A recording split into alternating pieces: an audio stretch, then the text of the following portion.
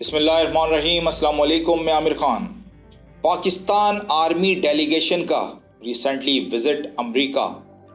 جی ہاں، major general سعید کا follow up دورہ امریکہ۔ آرمی چیف کے دورے کے فوراً بعد کچھ معلومات جو ارشد شریف کے JIT کے حوالے سے آئی ہیں، اس پر اور وفاق میں ہونے والے ضمنی انتخابات پر بات کریں گے۔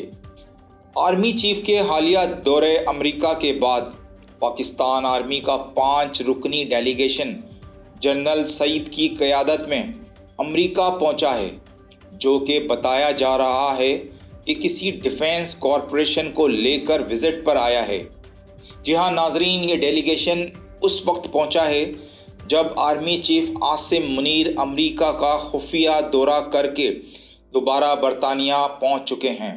حیدر مہدی صاحب، جو کہ ایک معروف سینئر تجزیہ نگار ہیں، کینیڈا میں مقیم ہیں، ان کی خبر کے مطابق کہا گیا ہے کہ اس دورے کا مقصد ڈیفنس کارپوریشن ہے، مگر اصل وجہ یہ بتاتے ہیں کہ آج بھی ملک کے فیصلے ملک سے باہر ہو رہے ہیں۔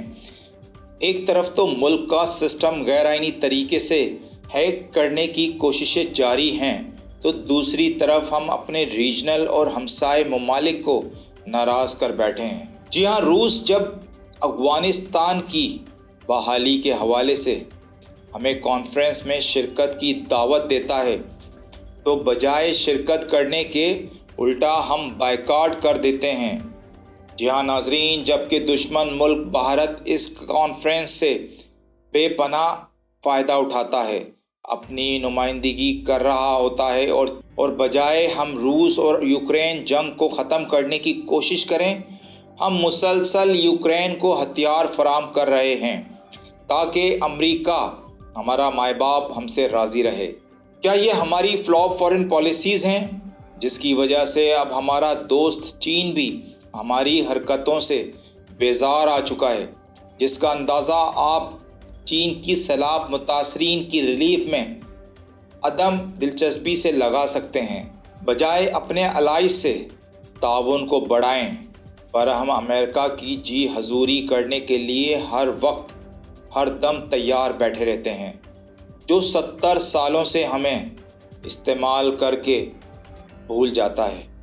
حیدر مہدی، جو ایک سینئر تجزیہ نگار ہیں، ان کے مطابق ملک کی اس وقت فارن پالیسیز کے ساتھ ساتھ اوورال پالیسیز باجوہ ڈاکٹرائن پر چل رہی ہیں، جو کہ صرف اپنی کرپشن بچاؤ اور اپنے ادارے کی چودراہٹ بچاؤ، ملک گیا باڑ میں۔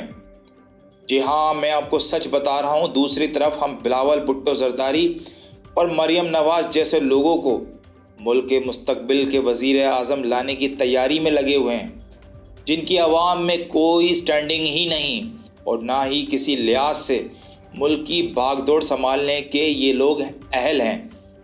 ارشد شریف کی JIT کے بارے میں آپ کو انفارم کرتا چلوں، بقول حیدر مہدی کے JIT کے اراکین دورہ کینیا کر کے واپس ملک آ چکے ہیں۔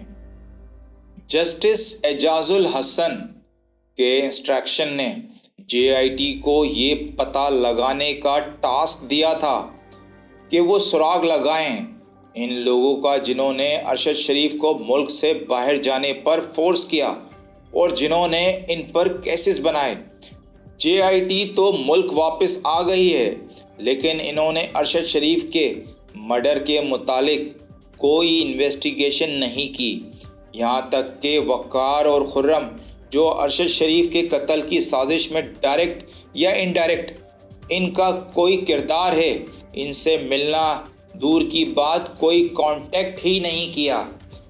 لیکن خبر یہ ہے کہ JIT انویسٹیگیشن کرنے کے بجائے کینیا میں قتل کے شواہد مٹانے کی نیت سے گئی تھی۔